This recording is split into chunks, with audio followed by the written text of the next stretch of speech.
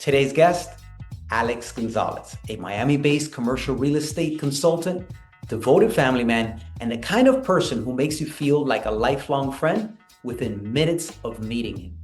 In this episode, we explore the powerful mental tools Alex uses to shift his state instantly, including a concept he calls threshold anchors.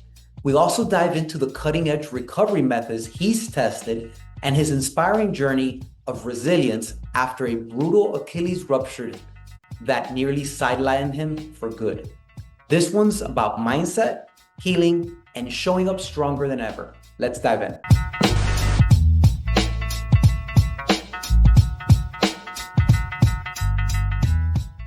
Alex, welcome aboard. Welcome. Thank you, Armando. Thank you. Thank you for that nice intro. Yeah, I'm feeling very heavenly today with this background, almost as I'm levitating out here. yeah, man. I love it. I love it. I feel like we're talking to you and you're in the clouds up there. It feels that way. Well, actually, you know what? Like this idea of being in the clouds, why don't we jump in? I want to get to your story and kind of your background, but before we do, I want to, what's the latest health rabbit hole you've gone down? Because I know you're always jumping in and searching different things. So, what's the latest one that has caught your attention that you've either been researching or experimenting with? As you know, I did get back into CrossFit. So I've been working out at Springs Athletics down in Miami Springs. That's, I right there in my golf cart, so it's been awesome. But we have my family and I joined Savell, which is a healthcare center that offers cryotherapy, infrared sauna. They have a floating bed, red light therapy, and and stuff like that. And it's been great. I did cold plunge for a while, and that was great. But the cryo is next level, because one, it's you're not getting wet, but you stand in there and in your thoughts, and as your body, you walk in negative 110 or so, they turn that sucker on, and the fan with the windshield starts kicking, and you stand there with music blaring in the background, the lights changing in your thoughts, in your mind, and it's like, can I make it through, 30 minutes? Sorry, not 30 minutes, 3 minutes, Okay, three I was going to minutes. ask, how long are you? And it's been awesome. It's, your body temperature starts to drop. Uh, in my case, I go in somewhere exterior body temperature in the 90s, the low 90s, and I've gotten as low as 38 degrees. So in 3 minutes, you're dropping about, 40, 50 degrees. Wow. Uh, So this is, I presume, skin temperature, skin temperature, yeah, not yeah, yeah, core temperature. yeah. Yeah, no, no, skin temperature. I was gonna say, I Yeah. think you'd be dead by then. No, no, no, no. You'd be in a lot more trouble. And But it helps with the reduction in inflammation, yeah. as well as, aches and recovery and all that stuff. And how about the floating bed? Is that a dry floating bed or It's a dry floating bed, so it kind of supposed to emulate, kind of weightlessness and stuff like that. And you get in there, you put your eye cover on, your headphones, and you kind of are just floating in there in water, and it brings instant relaxation, decompression, and pretty good sleep as well. you take some naps in there? Once or twice. Once or twice. Got it. That seems like it would be an awesome place to take a nap. You- Yeah, yeah, no, no. It's they have a good product there. And they have, real nice stuff over there. are they a franchise or are they just local? So I found them, because Mike Aguirre, who's the owner, he graduated with me from Columbus. Yeah. So he is a franchise of Zavel. So he has the first one down here in South Florida, and I believe they have locations throughout the country. Okay. So So anybody listening to this from anywhere, if maybe there's one in your neighborhood, you can check. yeah. I mean, I think he's Mike in the process of, it's going well. It's been months, I think, that he's opened. Yeah. Uh, his obviously, I think, I'm not going to speak for him, but I think he has plans of expanding to one or two other key locations here in South Florida. Nice. Nice. So, Um, what's one thing that has brought you joy lately?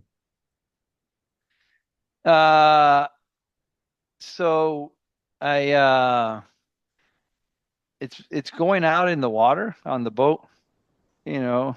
We try to do that as much as possible, but you get out there on the boat in the Keys, you know, and like my wife says, when we drive on that stretch, there's a billboard on the right-hand side, and her motto is, I hang my troubles and worries on that billboard, you know, and on my way back, I'll come back and pick it up. But, being out in the water as much as possible and just, you know, not fishing, but just hanging out and enjoying uh the nature is one of the things, obviously with my family, of course. I should have caveated that.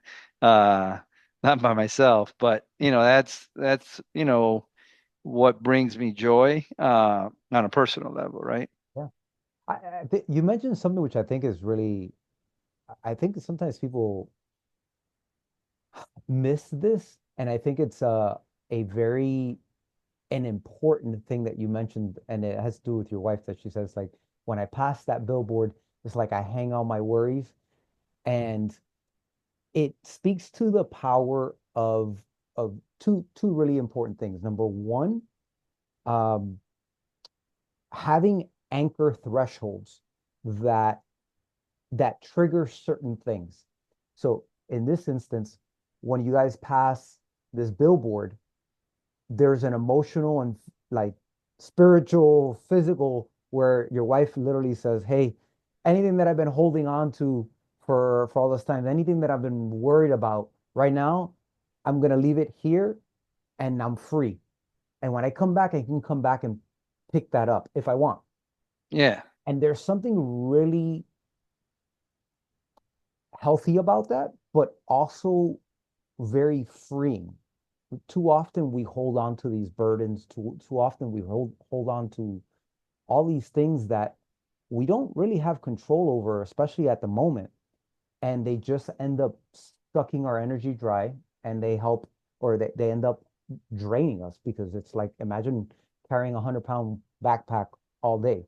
You're going to be exhausted. Your neck is going to be sore. Your shoulders are going to be sore.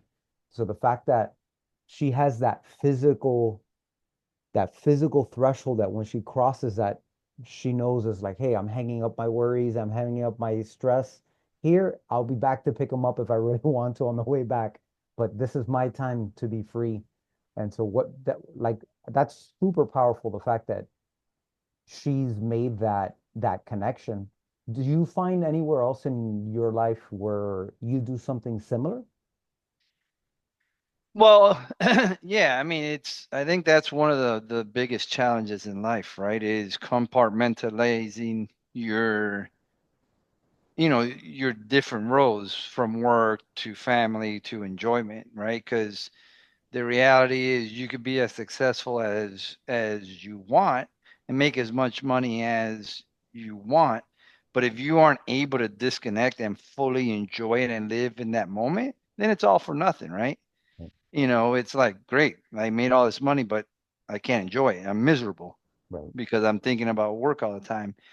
So I think, that is one, the keys, that whole drive through that stretch is sort of a whole spiritual thing for me. And I mean, because we go down to the Keys a lot. Right. So, Cynthia hangs her bag there, but driving that down to that stretch, listening to, either Kenny Chesney or Getting in Your Thoughts with Zach Brown or whatever.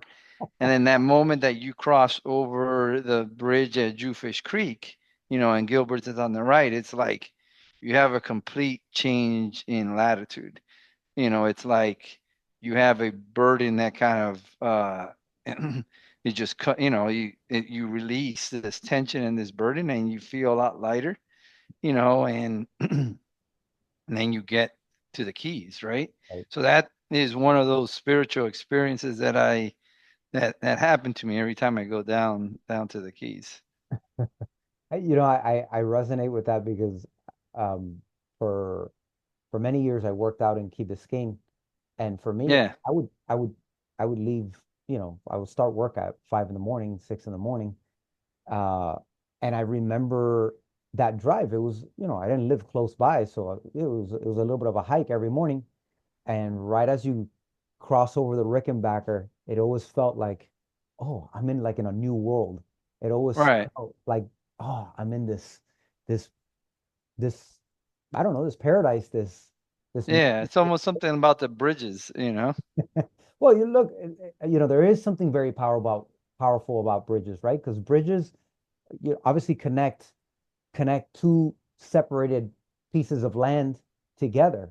And bridges do the same thing spiritually, emotionally, physically, for us as we're bridging the gap between skills, bridging the gap between health, bridging the gap between next level of our finances. There are these physical bridges, but then there are these metaphorical bridges that help connect us from where we are to where we want to be, or this new place to explore. So I there is, there's so much power in what you just said. There is something very, very magical about these bridges because they do connect us to a place that we're going, from the place we are to the place we want to go to.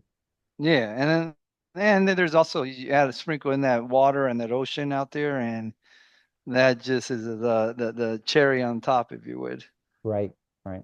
So let's dive in. Let's hit the rewind. Give me a little bit of background on you, who you are, what you do, and we can kind of go up from there.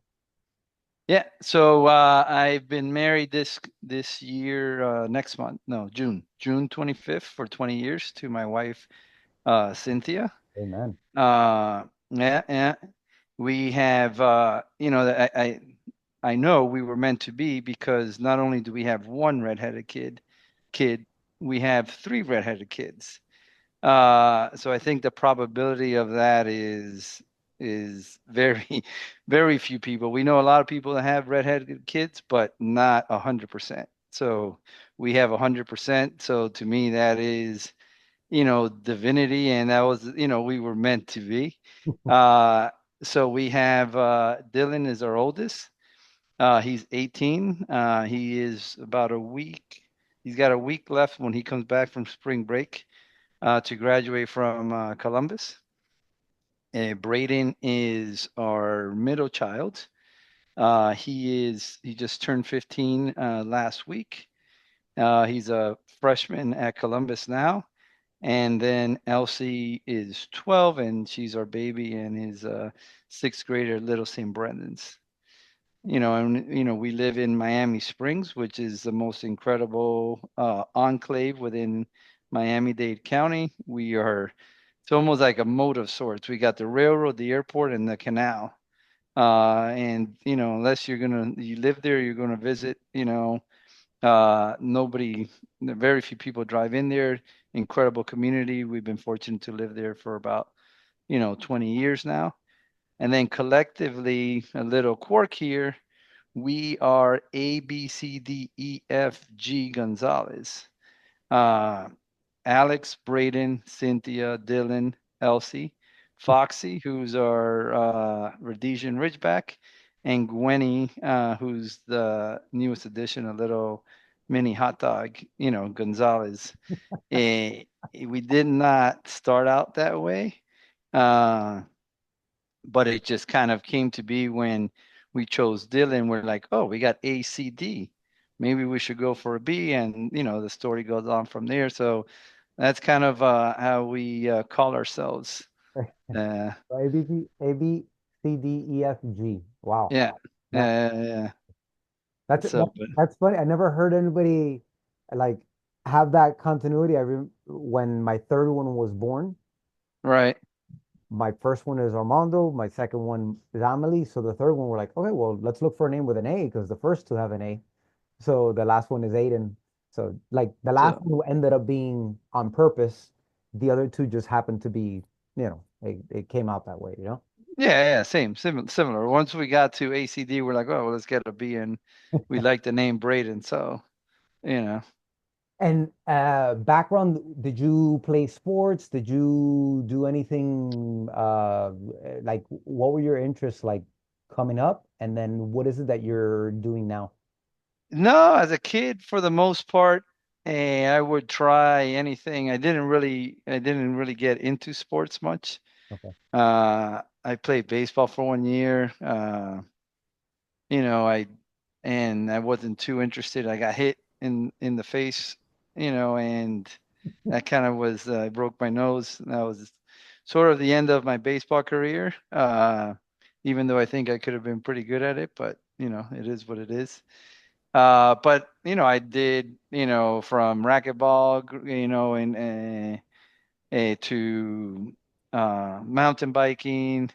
We got into CrossFit, pretty seriously for about 7 years or so. Right up to COVID, and then obviously kind of, we had other circumstances took over. Uh, and but I'll kind of try.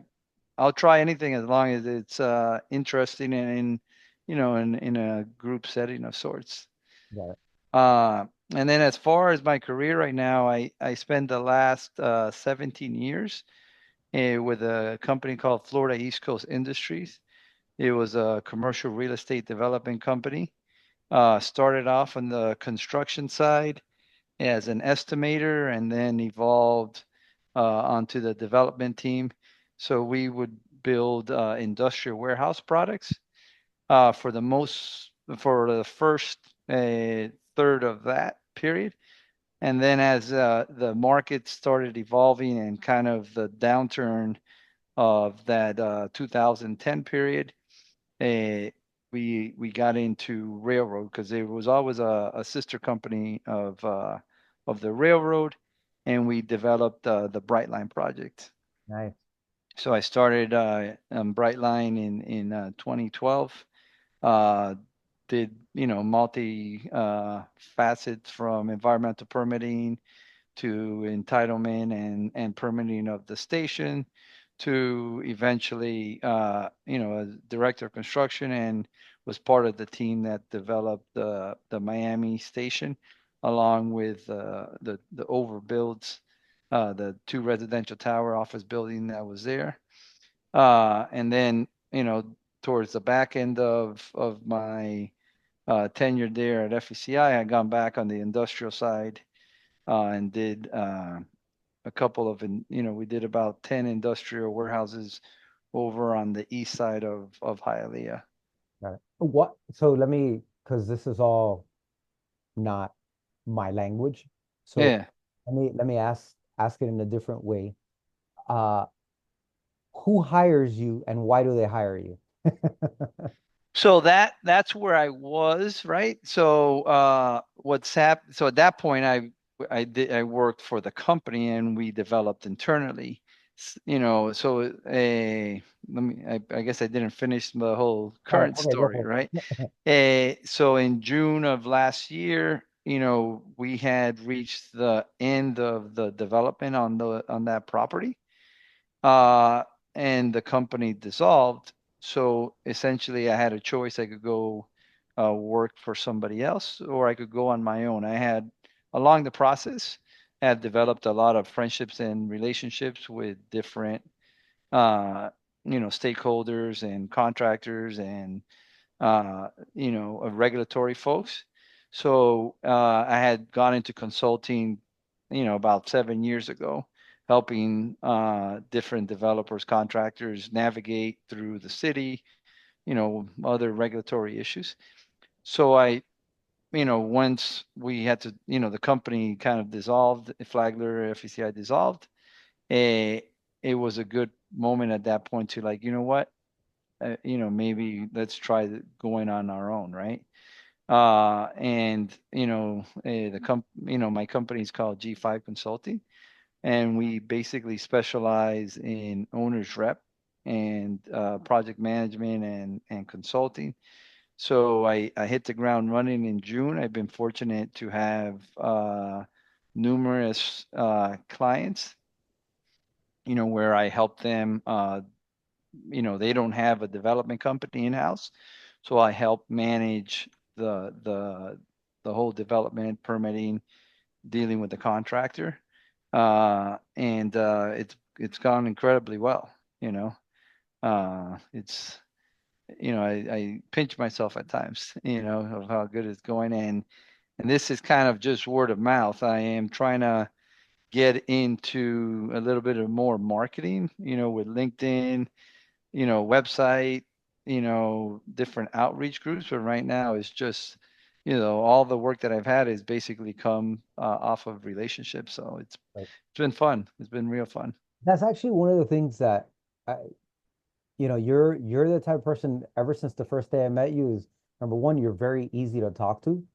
Um, and so I can see how over the past however many years you've been doing this, you've built up these connections because in general, if somebody meets you, they tend to like you. I don't know, that's been my experience because you're easy to talk to. You stand out because you're not afraid to share some, your thoughts. And sometimes the thoughts are okay on par with what everybody else is thinking. Sometimes the thoughts are way out there. And I think that's one of the things that people love about you is the fact that you have a really dynamic range of thoughts and things that interest you. And then you make it easy for people to talk to you because you're like, oh yeah, like you're just you're enjoyable to be around because you always have a smile, you always are like very welcoming. So I can see that you've put in the work that no marketing will ever do, which is you've put in that belly to belly work. I mean, those relationships that you've built over the years, it's not by mistake that, or by luck even, that you started your own thing and then you have all this work. People have already seen it. You've already put in the work. You've proven yourself. You've built those friendships that I don't see this as like, oh, you got lucky. Not at all. Not at all. Like, I mean, you've put in the work. In fact, if I were to tell you, hey, if you want to start a business, I want you to start 20 years from now, you'll have a business.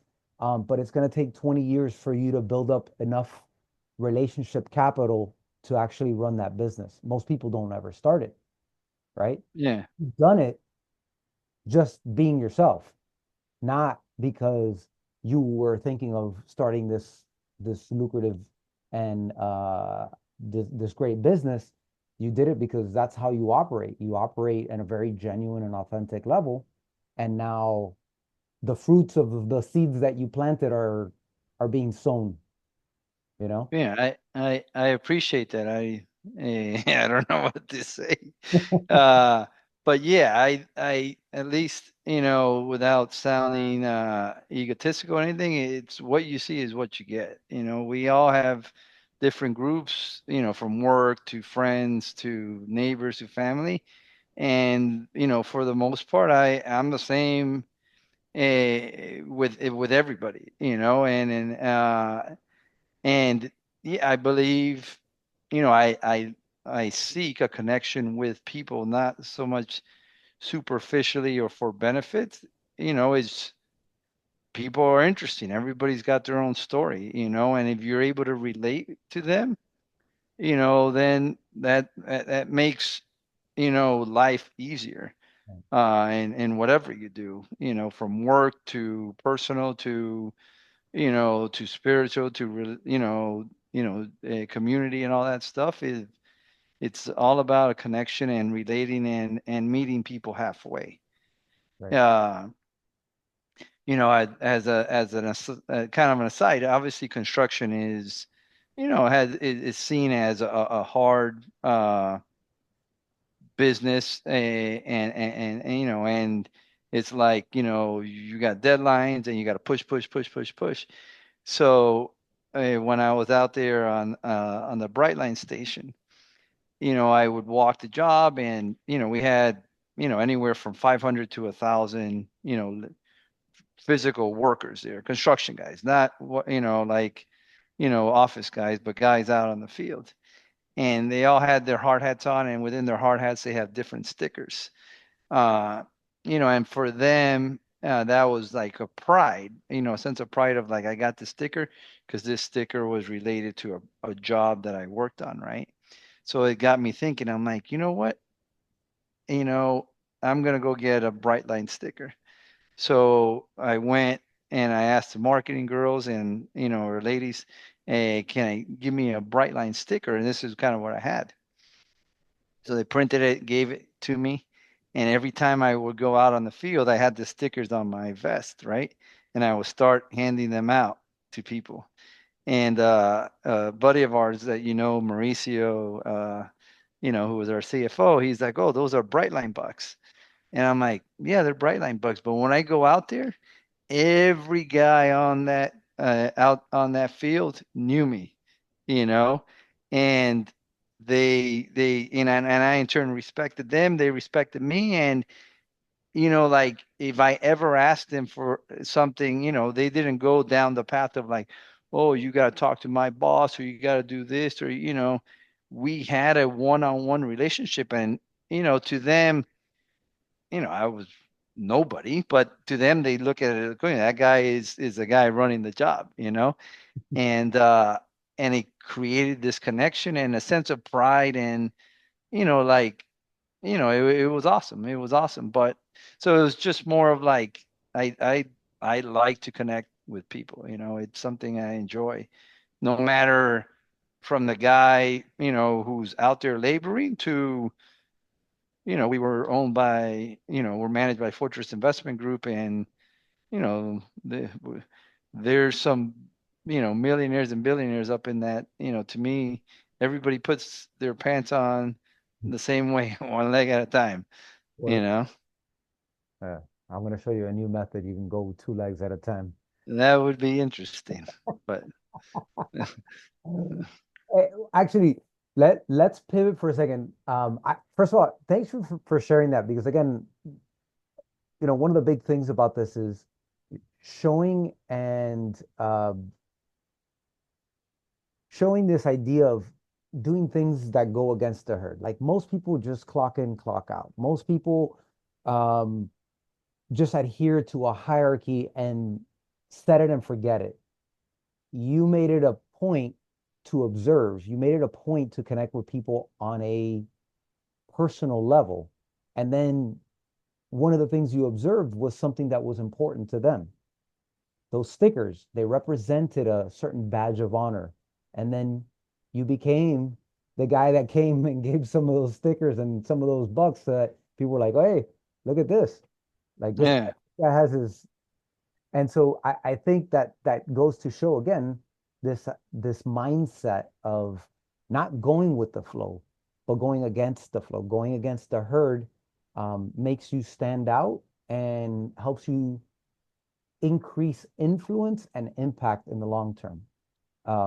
But so here's what I want to do. I want to shift for a second, because you were talking about we were talking about a little bit earlier about sports, and one of the things that you did not say was the oh yes, of pickleball, and that is what brought us together yes, at it the end of certainly the day. did. So It why certainly don't you did. share briefly, like what happened, and then how we connected, um, that we started working together. Yeah. So good point. Again, it's my first podcast interview, so it's like feeling around. So I did leave out the pickleball. So this is in 2000. So this is in 23. Maybe as late 22. A friend of mine goes, "Hey man, there's this pickleball thing. You should come try it out." There's a club that plays or a group that plays at Riviera, and a couple of other guys that are there. And then, so I show up, and sure enough, it was comprised of a bunch of Columbus Belen guys. Uh, and I played our first match, and I got hooked. I'm like, wow, this is awesome. It was awesome because it was something new and exciting. And I played racquetball a little bit during college. Not that I was good, but it was fun. And then it became like a networking event, right? We were playing in the mornings, and it was like, you would get some good match, camaraderie, shit talking, all was great. So I started every Tuesday, Thursday, and it was going well. I kept on improving, so that made it even better. I wasn't like the guy that everybody dreaded to play with anymore. I started, winning, a couple more matches, so I was a good partner, if you would. But along the way, like I would every morning, I would go there, and I was battling, plantar fasciitis issues, and I would just be like, "Hey, man, this is just part of age, right?" But I got hooked, so I'm like, I'll put, I'll deal with the pain. And I would go and muster through the pain, and because I wasn't, it would hurt, and it started on one leg and then kind of transferred onto the other. Uh, and I have seen the doctor, and I tried the shot, several years before. That it felt good, and then a couple months later went back, and then I went back again, saw not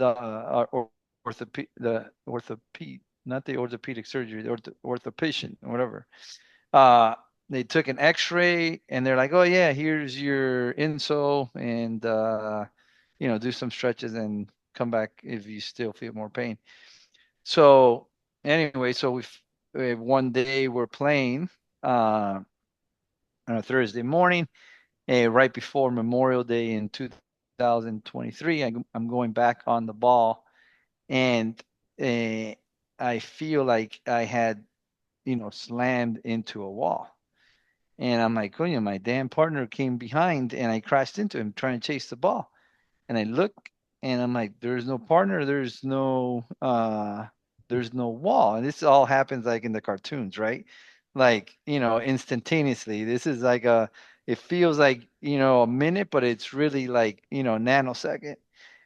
So my body starts processing all this stuff. And the first reaction actually was like the vibration was like, holy shit, is this a heart attack? Like what just happened to me? So as I process all that, it's not a heart attack. I didn't crash into the guy behind me. I didn't hit a wall. Then all of a sudden, it's like, oh, something's going on with my left calf.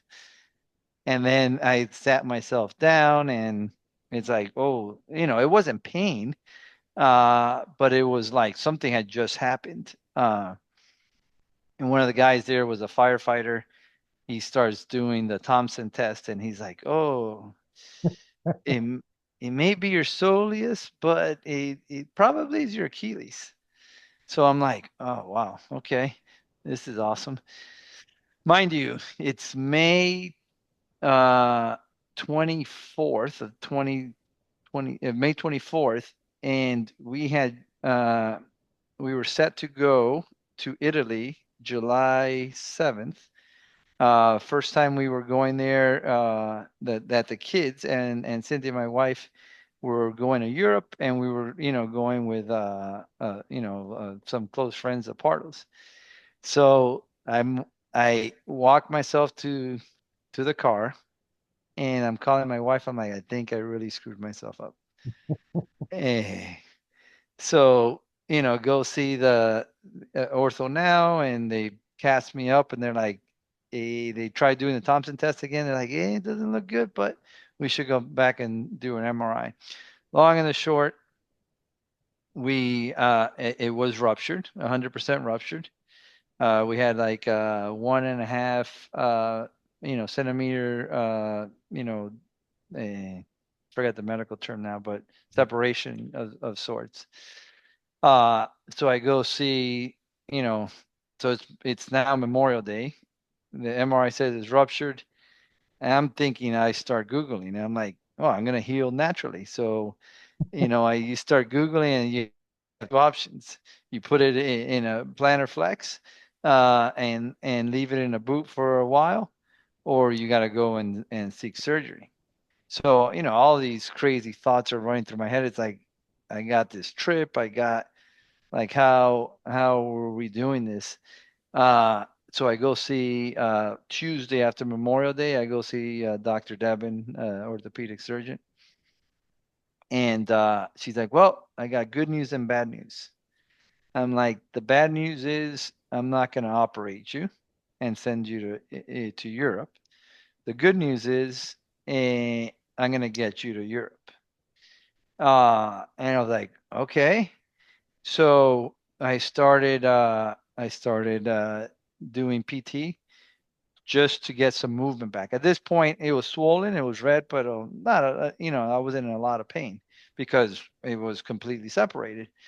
Uh, so we got into some PT, and I went from walking on crutches to walking on one crutch to walking with just a boot to getting an AFO, and walking with an AFO. We eventually, I got the AFO about a week or so before we left to Italy, and I made it through Italy, 23 days in Italy, walking on an AFO with a completely separated Achilles. And it didn't stop anybody because we pretty much did everything and saw everything we wanted. But it was almost like a Groundhog Day. We brought our hypervolt and the compression boots. So throughout the day, we would walk, walk, walk, walk, walk. By the time I got back to the wherever we were staying at, put it on the hypervolt. Yeah. So that was like kind of the first challenge, right? The second challenge is we get back, go into surgery. This is all good. Uh, surgery went well. It recuperation took a little bit longer because based off the methods she used, she had to do an AHL transfer, which she had to, kind of connect it back to the tendon on my fat toe. Surgery went well, kind of getting back into PT, not at this point, I wasn't with you. Uh, and it was all was well. 3 months later, decide let's go kayaking up in Orlando, right? We go kayaking, and I didn't think to ask the doctors like, hey, 3 months, I could stick my foot in the water, right? Uh, so went kayaking around Thanksgiving, and I nicked my foot, and it started like a little pus. I'm like, no big deal. But as time progressed, that little pus became like un jamon. My leg was like un jamon. And I'm like, well, this is not good. This is not good. Uh, so go see the doctor, and she's like, well, uh, you may have an infection. So, You think? uh, so she's like, let me try, picking a little hole in it and packing it and see how it drains. So that happened. Come back a week, and she's like, "Listen, it's not getting any better. And at this point, if we don't do it now, because now we're coming up against Christmas, we don't do it now, we're gonna do it next year, and then it could lead to a lot of trouble. Because or as you may know, that lower your ankle and your foot is a lower extremity, so not as vascular. Right. Got into, we went into surgery around December 17th. Stayed at Mercy for 5 days. They had 2 surgeries, cleaned it all up. The actual repair was fine. It was just seemed like there was something in my body reacting to some of the sutures that I had. Came out of that, and it felt good. I was like literally it's almost like if you get arrested on a long weekend on a Friday, you're you're not getting out to Tuesday because Monday's a holiday. Like I left the hospital that Friday, December 22nd, like at 10 o'clock at night. And then, if I hadn't, I would have been sleeping there for Christmas, right? So that was, fortunate. Okay, wait. I Uh, need to pause because I've never had anybody. I've never anybody just like brush through like, oh, this was just like if you got arrested on a Friday. oh, You it's the analogy. you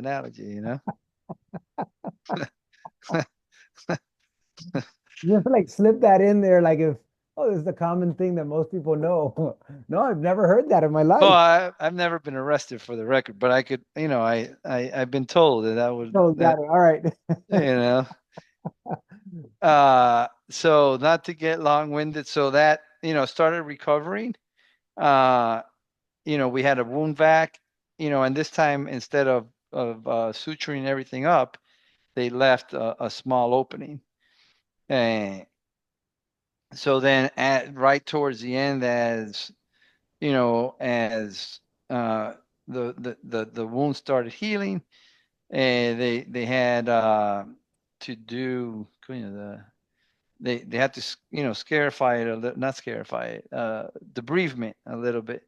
And in the process of that, found that there was a tunnel, which sent me down a whole tailspin, Right, from possible, bone infection to all types of stuff. Fortunately, everything turned out well.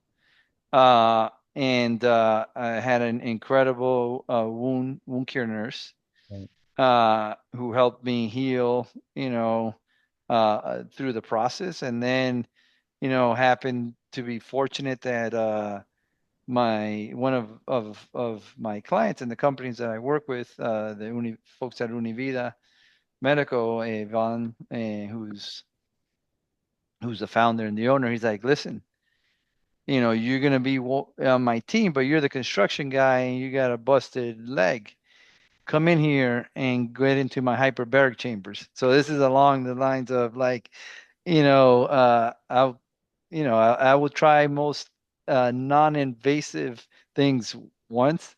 So I got into the hyperbaric chamber, and between that and the wound care nurse, I healed. So now it's like, all right, great, I'm healed. Now it's time to get back into shape. And in conversations, I don't know how it came up, but in conversations with our good friend, the mutual good friend Alex Pardo, he goes, "I have the guy for you." Uh, and I'm like, "All right." So I met with you, obviously, and the first thing you started doing was like, cover your eyes and tell me when it's dark, and all these things to spark your nervous system and all that. I'm like, man, this guy's got it. I'm like, because uh, here we are is trying to treat the leg, but the reality, that is where the symptom or it was coming out. But the reality is the rest of my body. And I'm like, this guy understands it. right, right. So, Uh, so for and you, and it didn't scare you away. It made you think when you started seeing some of let's just say that the non-traditional, uh, the different type of thinking that we were going down when we first met, it didn't scare you away. It made you think like, oh no, this is the direction we got to be heading. no, it actually inspired me. I'm like, this is something different. This is not, first it was just the fact that we had this one-on-one, right? Like you and me were focused on therapy for, for the entire duration of that we were there. You go most other PT places and it's typically 1 to 3 or 1 to 5. So it's like they leave you in a corner doing your own, workout and stretches. So, and it was just those traditional movements of like, focused on that portion of that extremity. Here is not, it was focused on more of the entire body. And it was sort of, the non-conventional aspect of it, was also intriguing and connecting the rest of your body, uh, and its role was, it worked out, it definitely paid off, and it helped me on my road to recovery. Yeah. I think it's a great point that you bring up about this idea of, yeah, obviously my Achilles was a thing that tore, but the clarity that you had around it where you're like, you know, it makes sense that we need to deal with the whole body because this is the net effect of the whole body being off. And so being Right. able to look at the nervous system, being able to look at the way the joints are moving, being able to look at the way the muscles are firing, being able to look at the way your body is responding to stress, and then saying, okay, well, how do we integrate all of these so that they're working together and not fighting each other is a really important part when you're looking for healing and progress. And the fact that you were able to see that, that speaks volumes to, to the type of person you are that is willing to go against the herd, go against the grain, Yeah.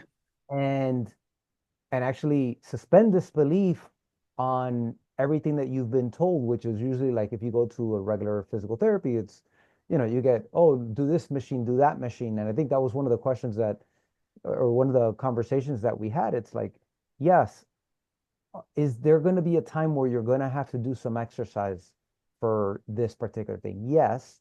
But if we don't address these other things, the exercise is you're chasing your tail because you're just going to end up in the same spot because you haven't changed the cause of everything. Your hips were off, your breathing was off, your, vestibular system was off. So once we started clearing some of those things, all of a sudden now, hey, the body's now working for you and with you, not against you. Yeah, 100%. 100%. This is, people talk about AI, right, as the incredible thing, but there's nothing more incredible than the human body and the way that it was constructed and how we function now and how everything has a purpose. And it's all interconnected. It's I'm not a science guy, but it is definitely pretty awesome. Uh, so I guess the question is have you gone back and played pickleball since? I have not as much, uh, because I am working a little bit more these days. But yeah, no, I've been going back. I've been playing, and it's felt great. It's actually felt a lot better than I ever felt before when I was playing. Uh, the plantar fasciitis, has since gone away. So it's, the Achilles, at times still feels tight, but with some movement and exercise, it loosens up right away. And I and the same thing with I mean, I don't think I've shared with you because I haven't seen you in a little bit, but I've been doing box jumps and it's been pretty good. I haven't had any issues. Good. I think, by the way, it speaks to the quality of your movement, right? I didn't know you prior to Right. you getting this injury and when you picked up pickleball, but if it's anything related to what I saw when I did see you, your movement quality wasn't there. Like in other words, you didn't have a movement hygiene routine. You didn't have these things that prepared your body on a daily basis before. And so the likelihood is you're going there and your joints aren't moving the way they should, your muscles aren't firing the way they should, and all of a sudden, there goes the Achilles. Yeah. So Yeah, so now I get there, and part of my daily routine is I do the follow my thumbs around, like you showed me, and and some of those other interesting stretches. awesome, man. Awesome. Well, no, Alex, thank you so much for sharing your story, your experience, um, your insight. If somebody is interested in, and I know that the work that you do is not usually like a regular consumer thing, but if somebody was interested in, they were in the construction space and they needed a developer or they needed somebody to help with consulting, is that something that you do just in Florida, or is that something that you do everywhere else as well? No, I mean it's mostly in down in South Florida, or Miami-Dade County. A lot of it is way too much bandwidth, and then B, it's my relationships are based here. So, trying to, move somewhere else at this point, or outside of Miami-Dade County, would be too challenging, you know. So if somebody's here in Miami-Dade County and they want to do a project, what's the best way to for them to get up? They they could reach out to me by the old-fashioned way, by phone. My phone number is 305-345-2459, Nice. and send me a text, or just, I'll pick up the phone and call you or answer. Look, this is a perfect illustration of the type of person you are. Like, this is something that's going to be on the internet. This is something that's going to be there. Now, granted, great, maybe more people call your phone, but not most people aren't giving away their phone number. And again, this is the type of relationship building that you'll talk to anybody. You'll talk, oh yeah, great. Hey, this person right here wants to have a, okay, well, we'll talk to them.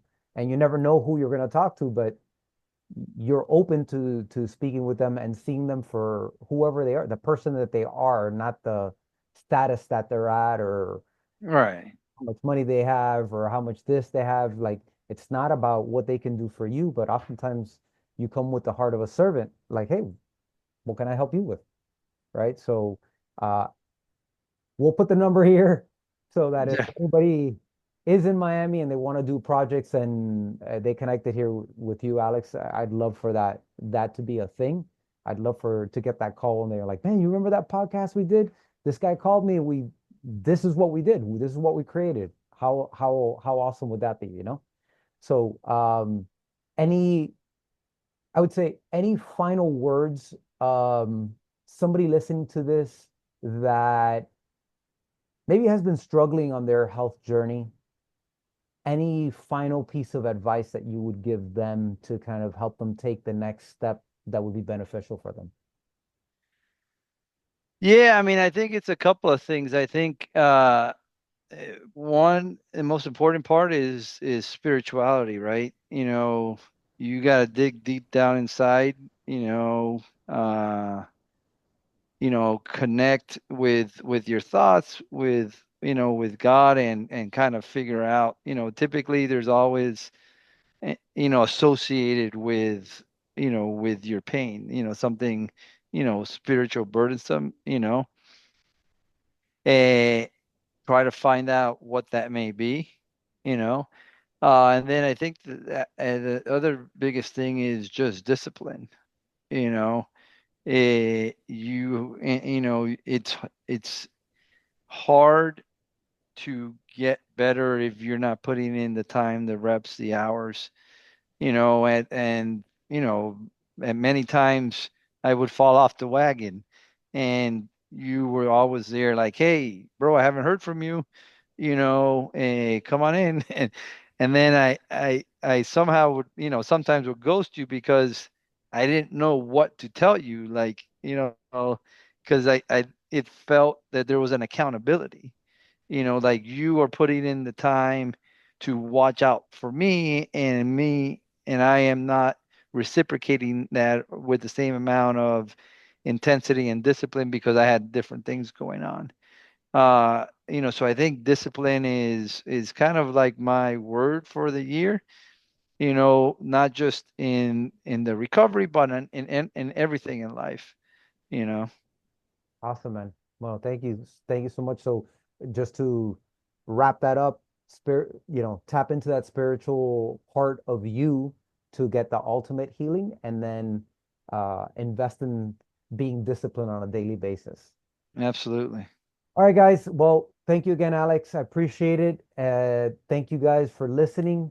Thank you for taking this time to enrich yourself with different perspectives of people living and demonstrating what it means to go against the herd. I've been Armando. I'll catch you on the next one. You just heard another unfiltered dose of the Against the Herd podcast. If you're tired of playing by the rules that keep you stuck, make sure to subscribe, leave a review. Want to go deeper? Head over to cruisecountry.com and take your health and performance to a level most people think is impossible. Remember, stay bold, stay sharp, and always question the norm.